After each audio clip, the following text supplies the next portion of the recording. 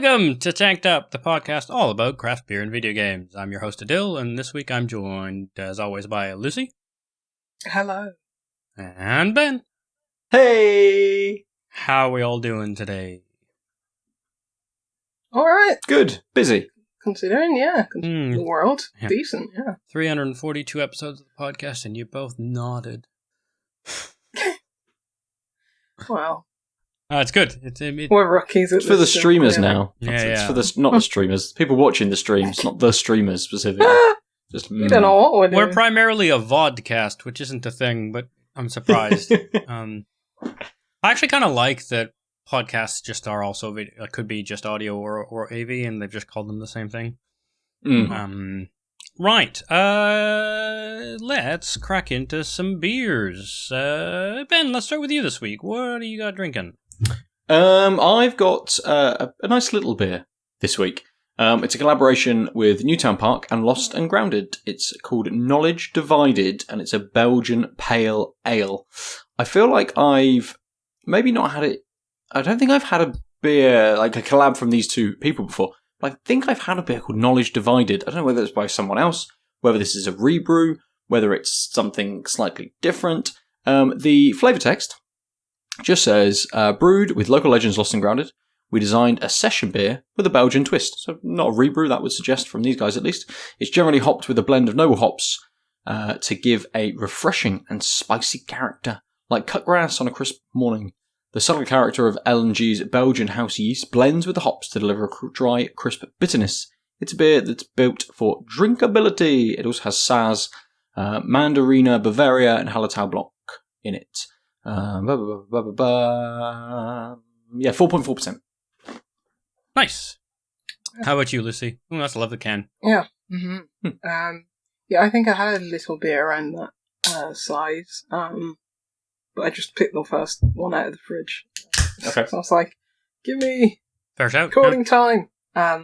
This is 5.3%. It is a Cloudwater Super Happy Juicy Pale. So yeah, it's called Super Happy, sorry. That isn't a new style that they did a Super Happy Juicy Pale. Yeah, Cloudwater are just an enigma to me recently, so I don't know if this is a rebrew or just one of their flagship beers now. I have no idea. Yeah. It says orangey, juicy, hoppy. I was like, oh, that's like 55 calories for a whole beer, but then I read per 100 ml. So, more like Crafty. yeah, more like 200 calories. 250, yeah. Hey, not bad. Sustenance. Got me barley and me oats there. It's like porridge. Yeah. People have survived on less. True. I don't think it's given me which hops are in there, so all I know is that it's going to be it says super happy, not even super happy. But yeah, I don't know. Cloudwater, a beer from them. It's different can art that I've seen usually as well. Oh yeah, this is much more like, they usually have like simpler designs. This is looks like a Monet painting. Yeah, lots of theirs have been sort of more like photos, haven't they? That have been, with filters and various kind of effects on them. Interesting. I did see they have released the core range now, haven't they, Cloudwater? I think they picked sort of 5 or 6 beers. I don't know whether, as you say, Lucy, I don't know whether what you've got is maybe one of those or not. I haven't seen Cloudwater for ages again. But yeah, I think they've, I don't know whether that's a move away from, the contract brewing with Brewdog and what they've been giving into Tesco's and those kinds of things, or whether they just felt, other bigger kind of breweries on our level, like Northern Monk and those kinds of people, have a core range. Why don't we put together something? There's probably... Cloudwater are very good at their communications. There's probably a blog post on their website about it somewhere that I've just not looked at. Maybe. Who knows?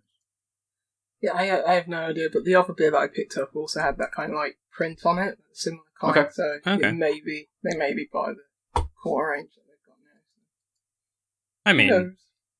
at some point, the art director or whatever person who plays that role might just get bored with, sifting through photos and like, hey, well, let's look at paintings. Yeah, yeah, absolutely. I myself have a collaboration between the White Hag and Brewfist Italian Ales, and it's part of the what do they call it? Hagstravaganza Beer Festival, where the White Hag collabed with a bunch of different people. So it is a small tin, party-ish vibes on the art, presumably Hagstravaganza induced. It is Gola Secca. It's an Italian dry stout. Oh. I know. It's like, it's not 3:00 on a Thursday in mid-August, late August. Ooh, let's call it mid-August.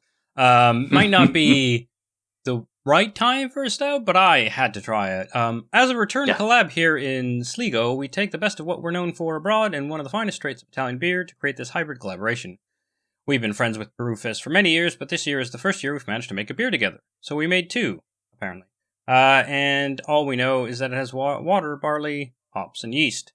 4.8%, 330ml can, Italian dry stout, which I fully confess don't know what that means. I know what each individual word means, but the rest eludes me. While I pour this, Lucy, what are your first impressions of your beer? It's... I don't know, I'm not sure if it makes me super happy. Oh. That's unfortunate. Makes me happy at first. Mm-hmm. It's that's quite fruity. Nice bit of pine to it. It's a good looking beer. Oh yeah. Solid block of colour. Yeah, I mean, the aroma, you're not getting too much to be fair, but the look of it is great. It's I'd say it's just a bit deeper than straw. It's completely opaque. And yeah, nice creamy, foamy, like 1.5 finger whitehead. Really nice lacing on the glass as well. Yeah, I just think it might have a bit of sweetness that tastes slightly artificial. Okay. And I think that's where it's tripping me up a bit. Yeah, because it's certainly got... I don't know. Let me try one in the can, see if there's anything else in there. It was about 5.5, 5.6%? 5.3. Yeah. Okay. So a bit lighter as well. Mm-hmm. It's got that's what's tripping me up. It's like, it's light in terms of, like, it's very easy to drink. It's probably like lighter body than you'd expect for like 5.3%. Mm-hmm. And it has this very, can't put my finger on it. It just tastes slightly artificial sweetness. I can't tell if that's them doing such a good job with the hops that it is just that fruity, or if there's something else going on. Okay. I think maybe it's because it has, like, so little bitterness as well. Why that just feels a bit more out there.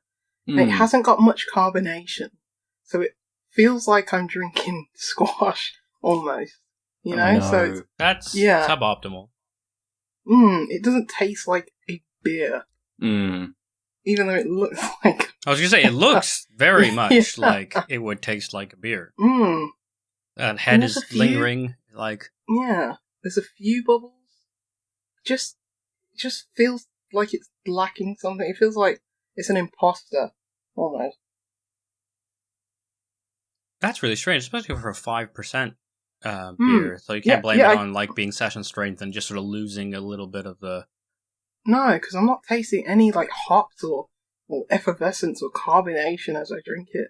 It's incredibly strange how it's just like, not flat, but like there's no like real body to it, even though it's just, like, got oats in it. And this is a strange one. I don't know what it is, but it still tastes okay. You know what I mean? yes. It's like, The thing everyone wants to hear. Okay. It tastes okay. yeah, it doesn't taste like the beer that I want. Right. It doesn't have pack enough punch and that not overwhelming, but that sweetness just being at the forefront. It's like, what is that from? Because it's like, I'm not getting the hops in any other fashion in terms of like effervescence or bitterness or whatever it is. So it's like, what is this? What have you put in this bit? And it may be nothing. It may just be me. Maybe my taste buds are off today. I mean, Cloudwater, if I was to, put a bit on anybody, any brewer doing a beer that's like fruity to the point where you think something weird is going on, some black magic or something like that, and put a whole load of puree in it, where it's like, no, they probably haven't done that. It's just they're very good at what they do and getting as much flavour out of those hops as possible. I'd name Cloudwater as one of those people who can do that, but it just seems off. It's very strange. Okay. It is a core range beer from them. Mm-hmm. Just have a quick look online. They do have, I think 5. They don't have any on their web shop, so I can't have a look at that. But just with a quick Google search, they have a beer called Happy, which is an easy pale, SoCal, which is a bright pale, Fuzzy, a hazy pale, a Hellas, classic lager, and then Super Happy, a juicy pale. And on their kind of announcement on Twitter, they had a little video, and following that, someone had tweeted, will you be selling these through Tesco again? And Cloudwater came back saying, these will be available via our web shop and tap rooms, as well as via indie retailers and venues. We don't have the capacity at the brewery to brew for supermarkets, and our key focus is the indie trade, as without them, we wouldn't exist. So there you go. Well, I did get it from I didn't get it from a Tesco or anything like that. I got it from a, off license that does stock craft beer. But, it seems like, everything that you were leading up to, I thought you was going to say, and they're in Tesco, because it seems like something that's maybe a bit more mass market to have that sweetness, less bitterness, and appeal to as many people as possible, because it's just lacking something. I mean, I've got a novel one of the beers. It might be the SoCal downstairs, so I'll be interested to see if I have the same kind of response to that one. Yeah. I mean, this is the second Cloudwater in a row. Not that you've had them back to back, but isn't the second Cloudwater that you've sort of felt like missed the mark. So I wonder if it's just that whatever they're doing now is just not quite lining up with either your palate or expectations. Do you remember what the last one was? Because I remember one of them that I had this year I liked. I'm not sure if I had one since that I didn't like, but I know what one I had this year, because I haven't had Cloudwater for ages. I really enjoyed it, but well, maybe I'm misremembering. I mean, nobody can remember really, so maybe I'm talking out my arse. But who can tell? Listeners, we'll ask you to do our research for us. But yeah, it just feels a bit flat. Like it's got a nice taste to it, but it just verges into it tastes slightly artificially sweet. Okay. And it doesn't have a lot else going on it. It doesn't really pack enough pine or or anything else. It's just a bit. Fair. That's fair. Doesn't make me super happy. Makes me super sad. Probably not best to call your beer that, though, is it? I guess it's like a different connotation. Yeah. Lucy, you had the West Coast IPA by Cloudwater in May. Mm-hmm. Yeah, that sounds familiar. But I don't remember. I mean, I'm not gonna. I don't put the tasting notes in the description, so I have no idea how you liked it. But if that jogs your memory, yeah, so I must have misremembered which beer you had that was disappointing. At any rate, let's move on to Ben. How's your beer going? A pour with kind of almost no head. Wow. It's not quite as blocky looking as maybe Lucy's, but it isn't transparent. If I'm holding it up here in front of my screen, I can maybe just see a little lightness around the edges, but not much at all. Nice nose, very light. We're getting a little bit of almost what's that? It's a sweet note, but I can't quite pick out what kind of sweet note it is on the nose. But it might be. I ate some Haribo earlier. Might just be the Haribo on my fingers that I'm getting through it. There's always Haribo in my house now, just forever. So I was just like, yeah. I don't like sweets anyway. But I think the only Haribo I liked was the eggs. Oh yeah, the little fried eggs. They're good. Oh yeah. It was more weird stuff that I'm not sure what it is, unless it's translucent sweet. Oh, I see what you mean. Yeah, whatever the egg white. The cola bottles, the rings, the things. Yeah. Whatever the rubber is, that egg white. I like this. Oh, good. It is crisp. Quite kind of biting when you first sip it. It does have a bit of a pepperiness, as they sort of say. I think they said a spicy character actually on the note, but it does have a bit of a kind of a peppery kind of bite to it straight off, which is great, and that sticks around a lot. So that is the lasting finish as well on this, which is quite quick. It's quite dry, but that peppery note sticks around a lot. They said sort of about a cut grass sort of flavour as well. I'm not getting that as much as, I think it was maybe the beer last week or the week before, which I think I said had a bit of an earthy kind of grass note to it. Just from that sort of recently having that, this doesn't have quite as much of that note as the other beer did, even though that's sort of what they've described on it. It's dominated quite a lot by that more kind of peppery note. And there's maybe a little bit of citrus there in the background. Maybe a little bit of more kind of lemon, which I can sort of see, you might start to edge that towards kind of cut grass sort of thing. But it's much more lemon on my palate. Followed or alongside that big kind of all-encompassing peppery note, really. But with it being crisp, it's not necessarily refreshing. Because of that big, bitter, peppery note on there. But it kind of hits you crisp into that pepperiness, and that just lingers and lingers and lingers and lingers and lingers. And it's a very easy beer to drink, considering it's got this big old pepperiness to it. Is the pepperiness like the pepperiness of Rocket, or like much more like pepper?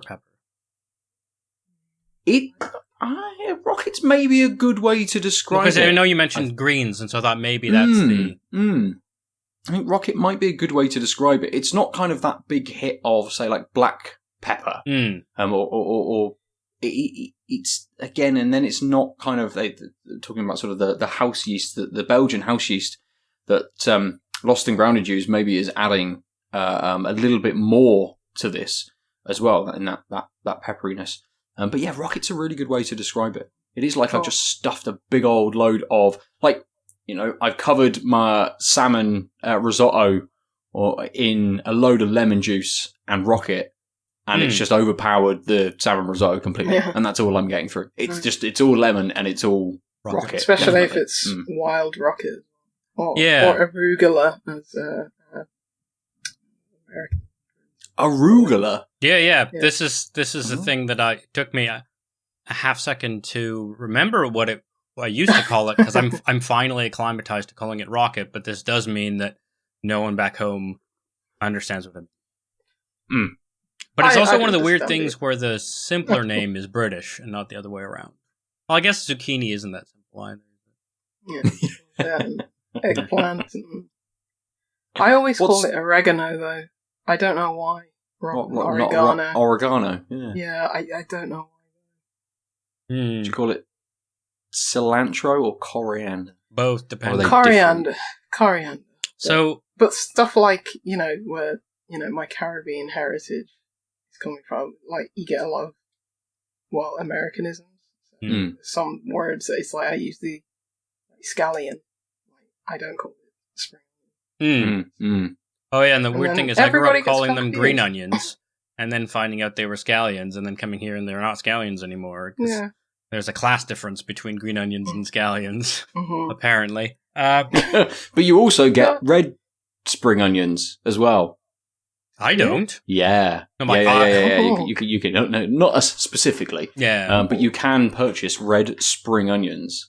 I think they're just grown in this. In the Interesting. same Well, I mean, kind of way as a spring it's onion. They like just garlic grow. scapes, right? Like I'm they're quite just big, like- they're just the shoots off of that family of vegetable. I was Welcome going to the tanked up cooking show. I will say, in Canada, we call the seeds coriander, and the leaves cilantro. And so I was close to adulthood before I found out that they were the same thing. Yeah. And like ground coriander is ground coriander seed, right? Yeah. So Mhm. like it's just like, oh yeah, these are two different ways of doing the same thing. It's like, oh, I guess the third so. way. Yeah. Because I mean, it took me. It's not like I didn't know that they were the same thing, but it was like, oh yeah, this comes from the same plant. That the ground coriander that I use. It's like, oh yeah. Well, I just love coriander. Oh man, it's the best. It's the best. Soapiness, be damned. Speaking of not soapy, soapiness, this had lots of suds. And by that I mean head. It poured kind of viciously with head, and even now, like 5-10 minutes later, it's still lingering. And every time I topped up after it settled, it would grow another big bit of head. So this is probably because what is it? It's like a lager influenced dry stout. So I'm wondering if that's why the carbonation is sort of a lot bigger than you would expect. It's got a really nice crisp nose as well. What is that? That's like almost like a citrus note, and then you get at first, so it feels very fresh and vibrant, and then you get then the rest of the nose is sort of more stouty. But again, that's much the sort of fresh, vibrant, slightly lemony, citrusy hit on the nose is much stronger than the other bits. Which is very interesting to have a beer that looks like this. It's like a classic stout-looking stout, and then have this really, like they weren't kidding when they said they were doing a mix-up, mashup, remix, remit. No one's paying. Remux. No one's paying us. And they never will. Speaking of which, we're launching our Patreon next month. If I can get around to it. You have a job now, sir.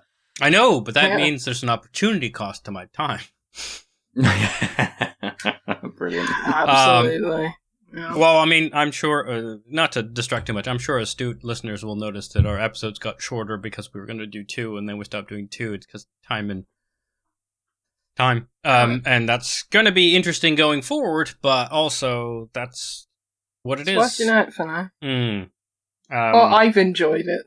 So to hell with you, listener, if you haven't. I'm only joking. Please continue. We love you. Please. Oh, God. Yeah. This is a very interesting beer. Again, it has that zing sort of strength of almost a light citrus, almost tartness.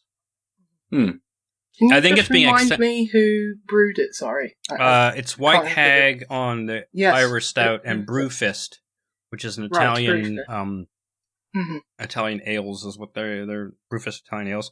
4.8%. I don't know if I said that. So that like citrusy zinginess is I think it's not as big as you would think, but it's being heightened by just the very fact this is a dry stout. So like I am immediately pulled out of like my mouth is dry and parched feeling. My throat's fine, but it's just like it really does suck out really quickly, and I think that allows both the sort of more zingy non-standard taste to it to come out, but also it lingers, and then it's only after it stops you realize just how strong the roasted notes, as you would expect from a dry stout, right? The roasted notes are. It's just they're taking their time. Like they're not. It's not like this is a roasted thing. It's just like the first thing you notice is the mouthfeel, and then as that sort of non-standard taste fades, you get the rest, and it's like, oh yes, there's just been this low level of like burnt ass malts, but they're not overstaying their welcome. They're like at a nice sort of kind of like calf level. They're there, they're full, but they're not at high volume. This is really good. I'm curious. I'll probably comment later in the episode on on how much when my palate gets used to both of those. Again, extremes is not the right term, but those very different notes that meld extremely well. I think is the thing I want to say is they complement really well. Like this is a very unique tasting beer that I am easily drinking. I'm not like distracted by the uniqueness, which I think is a good sign for when you do something less standard. But yeah, I'm curious as to how it will grow as my palate acclimatizes. So look forward to that. Nice. I love the name Brewfist. Yeah, I've had one or two of their beers because I was wondering like which brewer it is because there's only so many Italian beers that we get over here now. Well, especially now. Yeah, it's just become prohibitively expensive for people to buy it and people to ship it. So yeah, shame because they've got a good craft beer scene.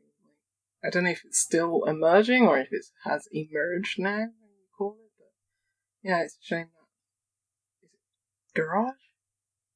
Garage is the one from Italy, isn't it? No, Garage is Spanish, isn't it? Spain. Yeah, is it Barcelona? Barcelona. Gosh, which is the one from Italy?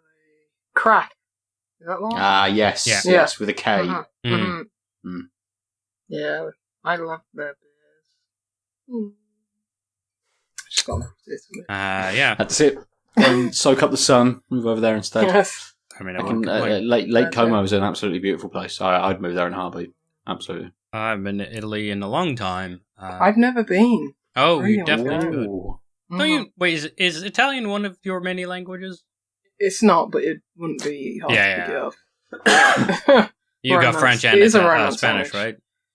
Yeah, and Portuguese. Yeah. It's like I can read some Romanian, and it's like, probably won't live there, but it's like, I can read Italian okay as well. Speaking of moving places, I think I avoided saying this because I didn't have a contract in hand last week, but I got a job in Durham at the university, and in short order we'll be moving there, which is why I've played very little video game this week, because even though I had the time, it's just the existential trying to find a house, waiting for a response, trying to pack things, but not knowing if you're going to be allowed to be subletting, let alone if you're renting a furnished or unfurnished place. So there's a lot of spinning wheels feeling and not a lot of things to show for it. And I just was not in the mood to play video games. That's completely understandable. So I'm going to not talk as much today and let you guys take over on how the week in video games has been for you, or any other such thing you want to babble about. Lucy, you're looking a little bit. Have you got many games? I played 12 minutes. I finished Stray, and I started only last night as Dusk Falls, so I don't have much to say other than I like Stray. I like that world. I liked it till the end. It was very cozy, and you're a cat. Come on, it's a good game. Good game, cat. I'll be interested to hear your thoughts, Aadil. Yeah, I was really hoping to finish it for this episode so we could all talk about it, but it didn't quite happen. Yeah, it's one of those where it's like, I know you wanted to talk about the ending, Ben. Obviously, won't do that with Aadil. Yeah, well, I could just take my earphones out and you can wave frantically when you're ready. But that's the thing. It's like it wasn't like some bombastic ending. It just ends, and I was just like, cool, you know. Maybe that's what Ben wanted to talk about. Just like in a way, but maybe we'll return to it once you've had some time. Even if that's kind of if it appears in one of our top 10s at the end of the year or something like that, we may return and have a discussion around about kind of the ending or something. Yeah. So we will definitely kind of get to that, but it would be good if it's that we don't want to spoil it for anyone that might still be going. Yeah. So. And I really want to get to his Dusk Falls as well. That's one of those games on my list that came out in Game Pass. And I was like, oh, yeah, I should start this. And they're like, yeah, it's a narrative adventure, blah, blah, blah. And I'm like, yeah, perfect. Sounds great. And just... I downloaded it, and then my Game Pass... I couldn't play if I wanted to because I've let my Game Pass lapse given the upcoming weeks. There's enough of a backlog that if I feel like playing a game, I can, but there's no point in me wasting precious Microsoft reward points on the next, few weeks. I can always once I have a place and some time I can start it up. Yeah, because I've just not been in the mood for video games this week too much. Because, in terms of, okay, I'm transitioning into a new job soon. So it's let me get things wrapped up and sorted, and then have a week off, and probably just have all these ambitions to play all the video games, and then play nothing but Into the Breach, probably. But yeah, I finished 12 minutes because that's leaving Game Pass soon. Oh, is it? Oh, I did not know that. Because I really want... I'm glad I didn't play it, because I was looking forward to that game for so many years. Like, played, like, early prototype demos for it and stuff like that, and it's like... I know a lot of people were disappointed with it, but also a lot of people were like, this is really good, it was such a split. And I think it's good that I come to it much later, where it's like, I don't have to hear any of the discourse, I avoided it, and it's like, decide for myself, and it's both good and both awful. It's a beautiful mess. And that sounds great. Yeah, it's nuts, and it's one of those games where, okay, this is going to sound really bad, like Beyond Two Souls, which I played, and I was like, this is bad, but I'm glad I played it. I'm glad I experienced this I feel like absolute 18-hour train wreck. But this is not 18 hours, and it's not so much...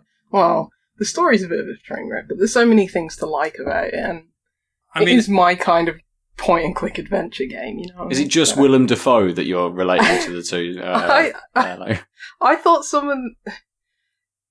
You know what? Depending on what day you catch me on, I'll say some of those line reads from all three actors were either A, terrible, or B, magnificent. I mean, it sounds like I am a big fan of movies that are so bad they're good. It is The Room. Yeah, it's like that type of thing. I mean, and the key for a game is the gameplay can't be interminable, even if the writing and everything else matches that category. Yeah. But it doesn't have to be great gameplay for you to enjoy that type of game in the same way you enjoy things like The Room. Yeah. The thing is that I don't think this game is like so up its own arse where it's like it takes itself extremely serious to the point where, oh god, you lot thought you were really onto something. It's not like a David Cage game or The Quiet Man, where that's so bad and they took it so seriously and it's funny because of that, but also mildly offensive. I guess this is sort of mildly offensive in terms of like abuse, but I was going to say I can't remember what people ranted about, but I am. That's the thing. Like 5 years from now, so you play 12 minutes, I'll have nothing but good things to say about it, even though it's so bad.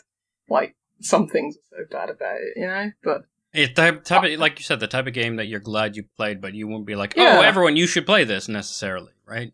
And there are things that are like not even from a so bad it's good point of view that are genuinely good, like the custom animations, like the motion capture, just like how many.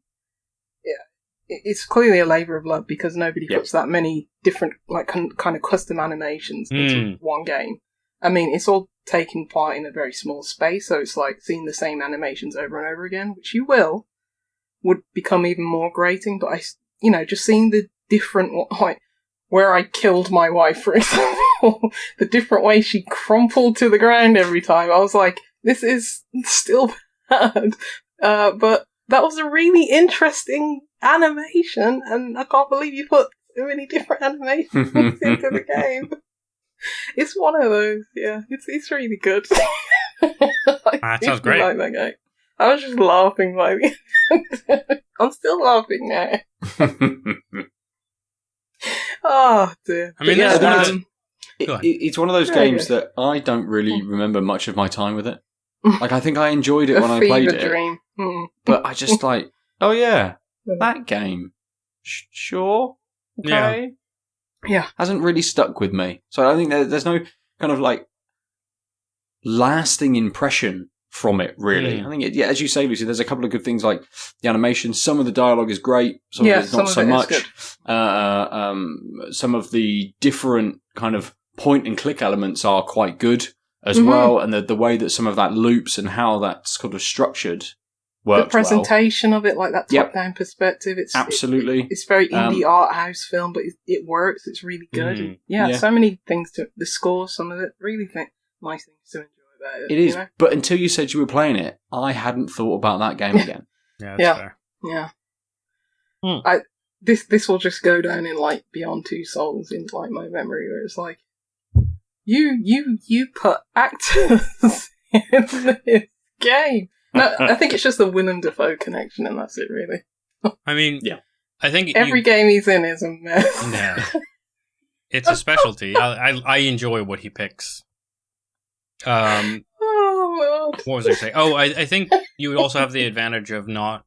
It had some hype, especially with the 3 actors involved, and so with months and months, years, a long time between its release and the blow up of how it wasn't quite what people expected, and and just seeing it as a game and not as a hype thing, you can be like, you can appreciate the nonsense when it's nonsense without feeling disappointed, and I think that's the key, which we all can hypothetically do at any point, but mostly don't. And so it's much easier to do when you have the expectation of this isn't going to be like a groundbreaking narrative and there's some stuff that's a little wonkles. Let's see what it is. Yeah, exactly. I mean, it was made by, at first, like one geezer who was working on it, like whilst other people was doing, was it art or programming or whatever for The Witness or something like that. And it's like, just did this in his spare time. And oh, wow. It's just like, good for him, then. You know what I mean? It's like, I think the story was just its biggest downfall, but the concept of the game, everything else, and obviously, you put money into a game that's going to have a bit more polish on it and stuff like that. And as you say, I think, Aadil, if that was like, no, not as many people would be talking about it if it wasn't for that, but I hope he gets, hope he's made enough money and gets to make something else. Just maybe get someone else writing the story. I mean, this is the problem of being a labor of love, is you can have really great skills and ideas and stuff, but that doesn't mean you can see everything in the right way. That versus like having the expert writer come in and be like, "Ooh, this maybe needs some tweaking." Even just from because they aren't doing the other things and they aren't the sole creator. Like, it's just one of those things where perspective, more eyes generally is a good absolutely thing. But you know what? Fair play to him if he was like, this is a story I want to tell, even if it's bad. And he stuck to his guns no matter how much money or pressure from Annapurna there was or whatever. Yeah. And if he's like, no, this is the story I want. Fair enough. You know what I mean? Fair enough. And fair play for Annapurna for sticking with that story. Yeah. Maybe they didn't know how hinged. Not even unhinged, but it's like it wasn't even shocking. You know what I mean? It's like it's played for shock value, I think, but it isn't even shocking. It's just Gotcha. Like I was like, you did that? Okay. It wasn't like what. It was like whatever. That's weird. Not in shock. You know what I mean? It's just like, probably didn't need to do this, and it's a bit weird that you did. Yeah, it's probably shock is not replayable, and also it's so hard to hit, even if someone was new. But in the modern media landscape, it's just, boy, do you have to have real faith that shock will work, even if they know it's coming, because that's just not how we learn about games anymore. Also, my camera's white balance is flickering from green to red, and I don't know what's going on. I don't know if you can see this. Weird. Yeah, and there was such a disconnect in terms of like the mechanics and like the story and the characters. It's like, even when I knew what was going on, even the guy who's reliving the loop over and over again, and who's like meant to take on the knowledge that I'm taking, even he's like, huh? And it's like, it's like, I know what the twist is, and he's still like, ugh. I mean, he doesn't even understand. I never heard dialogue in the game where it's like, the reason why you're having this very special night with your wife, which is clearly obvious, out of the 600 loops I did or whatever, he still didn't seem to understand why you were having that special night. And it's like, you know why. Obvious. You've even proved it to your wife, saying like, look, I know you're going to do this. And yet he somehow still doesn't. Oh, weird. That's why. And he, and James McAvoy's just like, I mean, it's probably good that I don't have Game Pass right now, because it's leaving August 31st, and I won't have time to play it, or shouldn't. But this reaction you're having right now really makes me want to just, like, install this game and play it, just to... There's one part where, you know, you can end the loop, so to speak, in many different ways, and it just reminded me of South Park, when, I can't remember what episode it is. I think it might be one where they said the homeless people were zombies. I'm not sure, whatever. But there's this guy who's like in this room and he's trapped and he's like, I'm just going to take the easy way out. And he basically shoots himself. But he doesn't shoot himself, so he's dead. And it's just like a 5-minute scene of him trying to kill himself. Oh. Just continually shooting himself in the head. And that is a scene that is in 12 minutes. But it's not played for laughs. I think it might be. I'm not sure. And this is why this game is The Room. Right. I mean... Because it's like, oh, I can't even do that right. And it's like, they knew. They must have known. This game is genius, then. I like where we've got to through the conversation. It's good. Oh, Lord. We can move on. Yeah. Maybe my game of the year. And it may be one I never think about again. Yeah. I mean, those both can happen. Oh, so good. Play it if you can. Especially on Game Pass. Now it's a question of, like, if I sort out housing in the next short run, I'm going to be real tempted to just do what I said I wouldn't do and play that out, because that... It's also how long is it? If you say 12 minutes, I'll 12 fucking minutes, shoot mate. I think I spent maybe about 4 hours with it. I can't remember. But, let me see if I can find it on... How long to beat? Did I play it on Steam? Oh, I think I played it on Steam because I got a code to thingy it. Oh, it's my playtime is out massively. I must have kept it on pause in the background whilst I was working and stuff. 17 hours, mine says on Steam. I definitely didn't play it for that long. No. I'd probably say around 4 to 6 hours. Yeah, it looks like main story is 4 hours, completion is 7.5, extra 5.5. God, I love it. How long to beat is my favorite video game resource. Because it tells me whether I should bother or not. Brilliant. Moving on, I think. Ben, do you have things, gaming or beer or whatever related, you would like to share with us, your friends, as well as your friends on the internet, who are the consumers of this here vodcast? Yes, I do. I've got a little person at the door. Hang on. Slight interruption. Not a little person. Also. It's alright. I think Ben just passed his daughter a beer. Well, cat treats. For some reason, she just brought them up here the other day and said, "These are for you." I'm like, alright, cool, I'll put them there. And so now she's appeared to get them again. Yes, I have been playing Multiversus. Yes, I'm excited to hear about it. Not a huge amount. I've been getting little bits of time in, kind of like 6 a.m, when the youngest has been waking up and we've had like 4 hours sleep. And Kim's like, I just can't. Please just take her away. I remember that mode of Ben on the first one.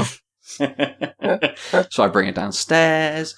I get her settled, put her in the little basket. Little Moses basket, and then I'm like, I'll try out some Multiverses. Fighting games and small babies do not mix very well because there's lots of right, yeah. on the control pad because it's very quick. You're button bashing a lot because Multiversus is, I think as we said before, is it a platform? Yeah, it's a brawler, like a Smash clone, essentially.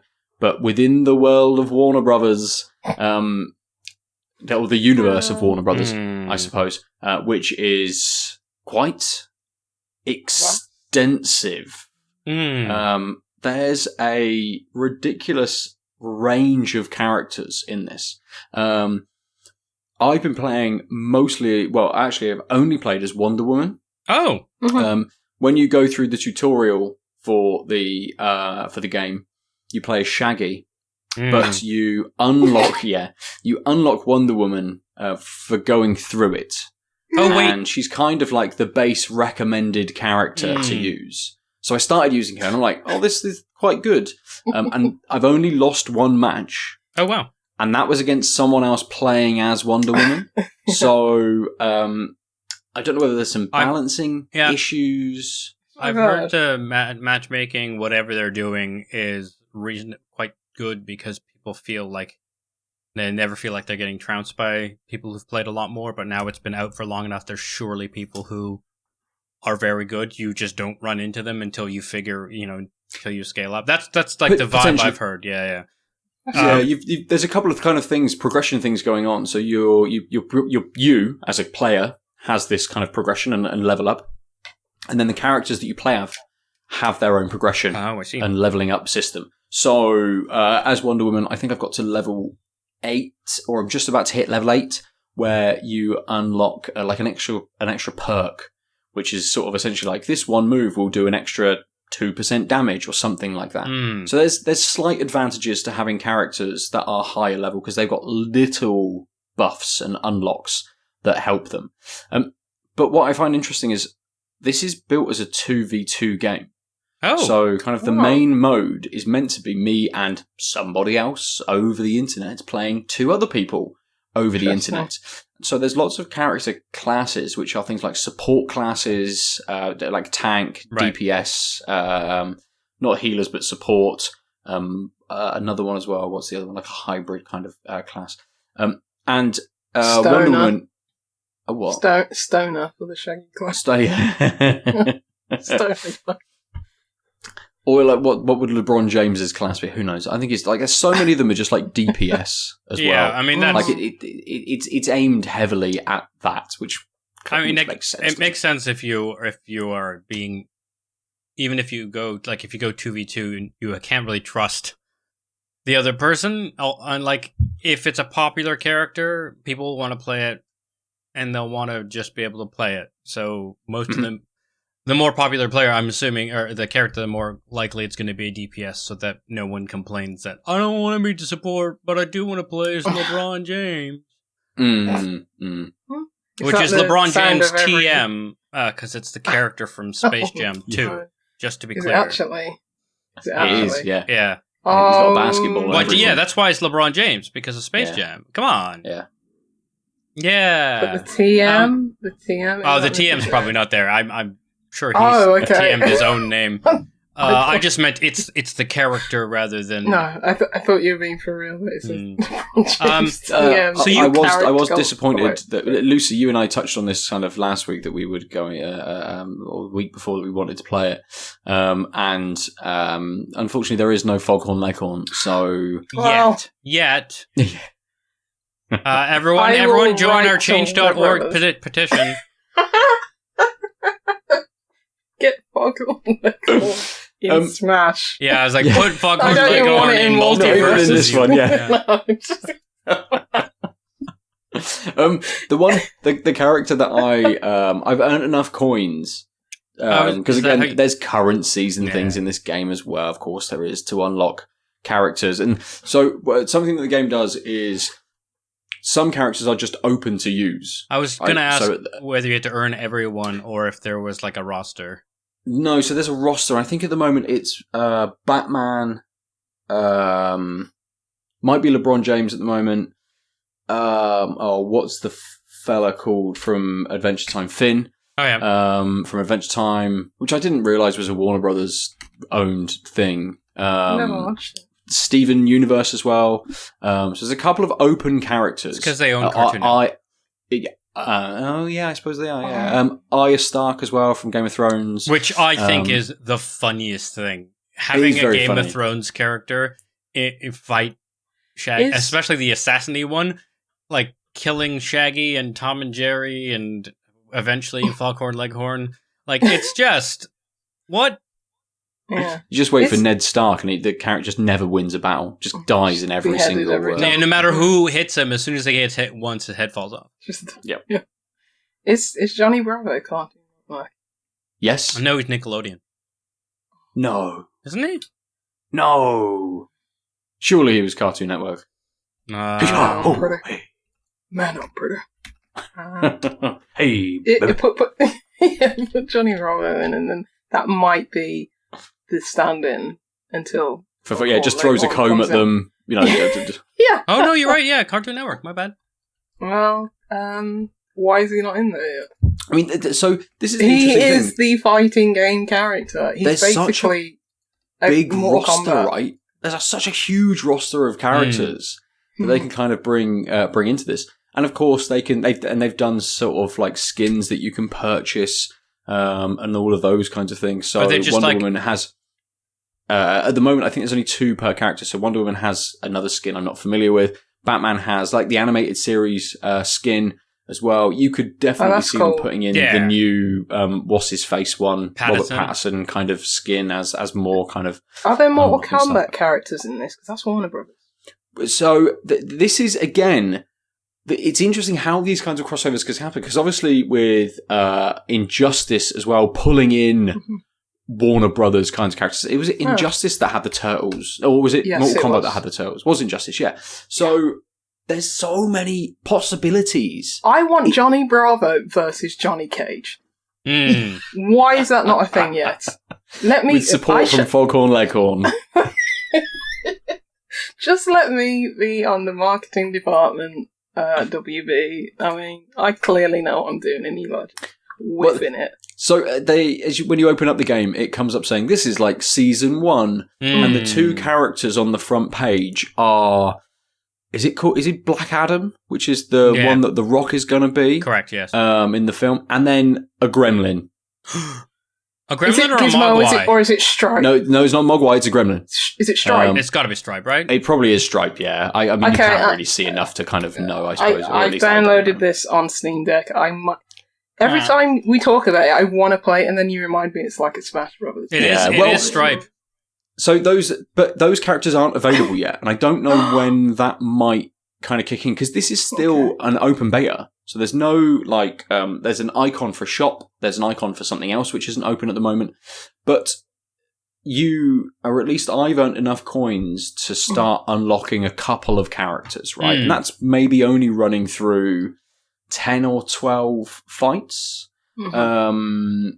There's like daily challenges and things like that as well, which obviously will give you more coins and points to level you up. So there's another level up system as well that unlocks kind of emotes and all of these kinds of things. There's a battle pass, of course, that's what they call it. And then there's a premium version of it, which you get if you buy the game instead of just use the free one, and all of these sorts of stuff that's kind of tacked onto it to kind of keep it as a game, as a live service kind of experience, rather than just being, here's a brawler, you can just, here's 20 characters, play with them, spend £8 to get the, Looney Tunes pack, spend £8 to get the Batman packs, that kind of thing. But I'm really enjoying it. It's good. And the matches are short; they're quite quick. I was going to say, how quick is the average match if it's a 2v2? So I don't know. I've not played a 2v2. Oh, okay. On the 1v1, they are maybe 2 minutes long. Oh wow! Okay. They do. So it's best out of 3 in a match, and then they pose it as a best out of 3 battles as well. So when you come out of it, you'll go back onto the sort of the screen. If you've won, it comes up saying you've won 1 battle. Do you want to play again? Yes or no?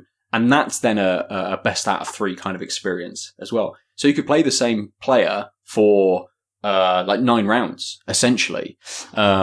Which case you'd be more into, say, like a 15-minute kind of session, rather than it being like, oh yeah, I beat that person, they dropped out because they didn't want to fight me again.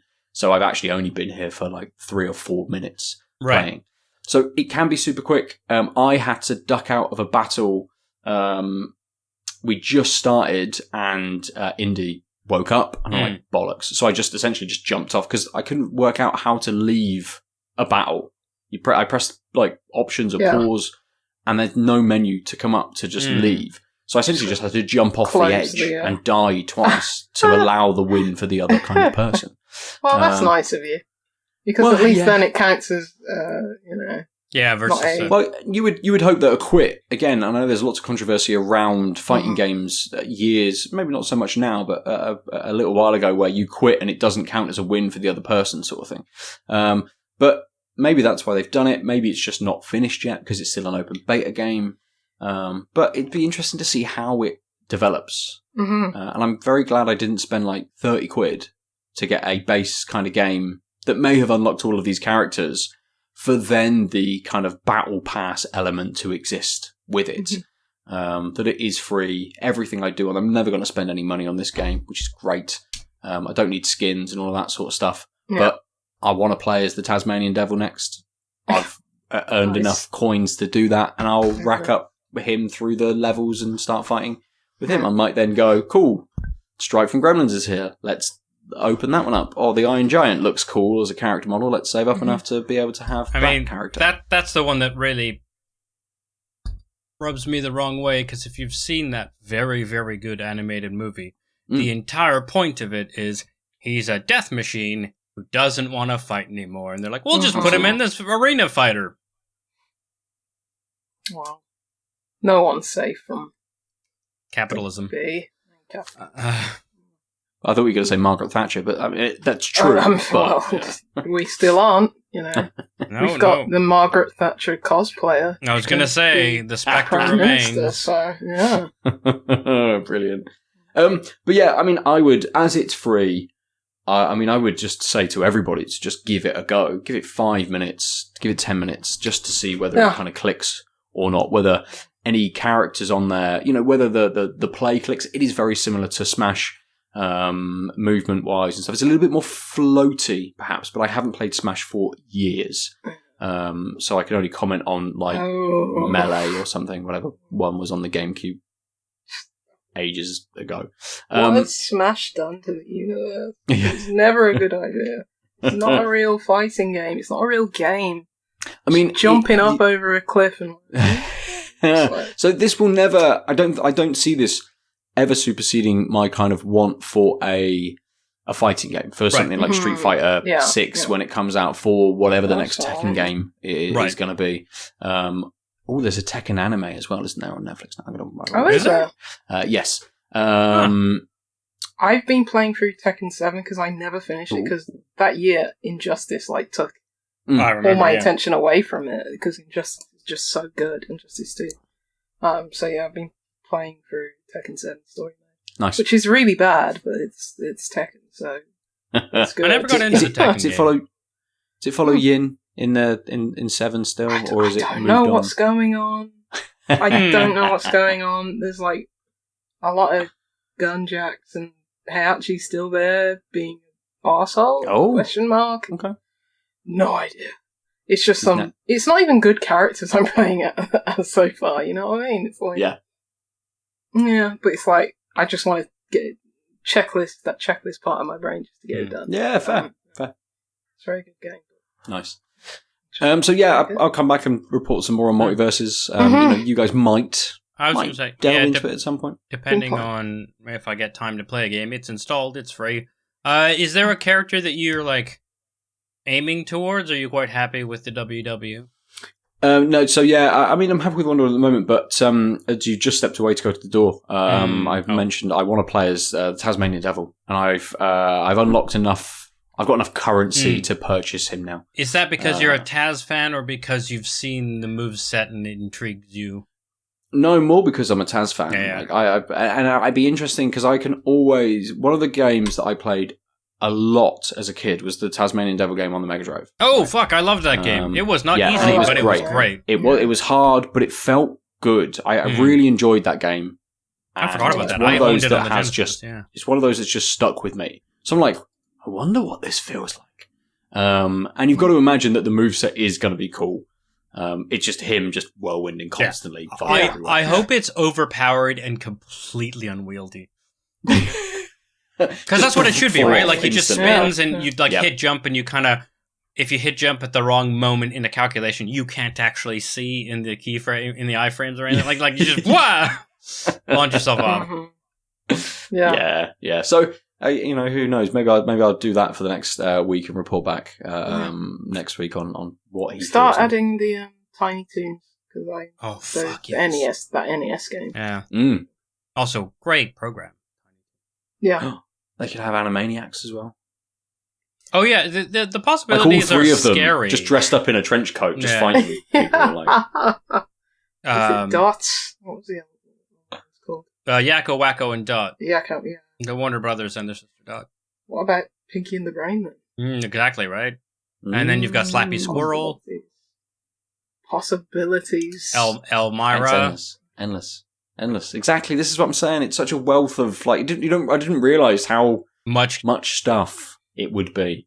It's kind of crazy because you think about like Fortnite has the reputation of God, everything in its dog is in it, and then because Warner Brothers owns this much IP, they're just like, oh, here, the same sort of what the hell, all these things feeling in a like beta release of a game.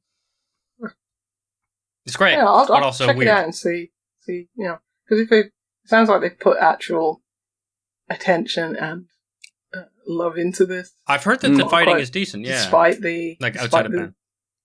Very much cynical nature of it. It sounds like, that whoever's making it are leveraging their love for these characters. That's the case. Also be curious to see how easy it is to like play with people you know.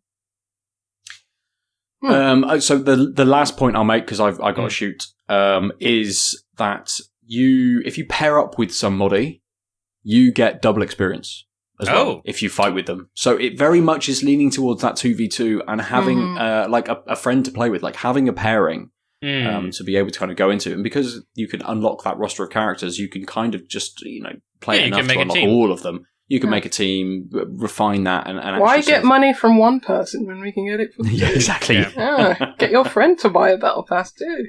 Yeah. I'm sure there'll be some weird like dual battle pass where it's like 1.5 times per person the amount you would get if you bought separately. Cool. Well, I think that's a good place for us to end. Did anyone have any last thoughts on the beers before we part ways? No. I didn't enjoy it too much, but it wasn't the worst of beers. It's still drinkable, so yeah. Go try it out, I guess. I mean, especially if the core range now easily available, I hope. So yeah, tell me what you think. Ben? For me, the pepperiness dulled very slightly as I kind of got through it. Maybe only into the last sort of third, became a little easier. Maybe not quite as harsh as that initial taste was. The crisp nature of it faded as well, which expected in most beers, really. But yeah, very enjoyable. I like this one. I would say on the front of the Gola Secca, same thing, similar thing rather, which is that like zingy, slightly lemony citrus hit that was like surprising. Once I got used to that, it was still there, but it allowed me to appreciate that low level dry roasted taste, which it sort of became the predominant taste in the last, I'd say, half, maybe the last third to a half, somewhere in there. It was like predominantly that. The zinginess was still there, but it was very much more about my mouth is dry, but there's these lingering burnt notes. Again, still a calf level, so to speak. So it never like got more boisterous, but it meant that I was taking fewer sips because I could appreciate that despite just the overall dryness. It was just like, there's those roasted notes are making the dryness interesting, so I'm not in a rush to replace it, which I think is a good feat. Because normally I'm really against like, my mouth feels dry, please fix this, and then end up drinking quicker. And here it was a good example of a beer that sees that and sort of heads it off at the pass a bit. So yeah, great beer. Great. If you guys had any thoughts otherwise, or think we're wrong about Foghorn Leghorn, On the latter part, you're wrong. Don't message us. On the other stuff, you can message us at tankedupcast@gmail.com or tankedupcast on the Twitters. You can find us and all our things at outoflives.net, where there are VODs, podcasts, articles, etc. on all kinds of media, pop culture, ephemera, and the odd thing about beer. You can find me at the Omniarch. You can find Lucy at Juicy Loose 9. And Ben at Nova_47. And as always, please like, subscribe, follow, whatever medium you're listening to us. Do the thing. You know what it is by now. And if you don't, welcome to the internet. I don't know. Again, if tell a friend, share the episodes if you enjoyed it. That greater reach means we can do this more consistently, etc. Blah blah. We will look forward to hearing from you, and obviously reviews are a thing on certain platforms. Please do those, and we will talk to you guys next week. Bye. Bye. Bye. Ciao. Bella. What is this, Twilight Cast? www.outoflives.net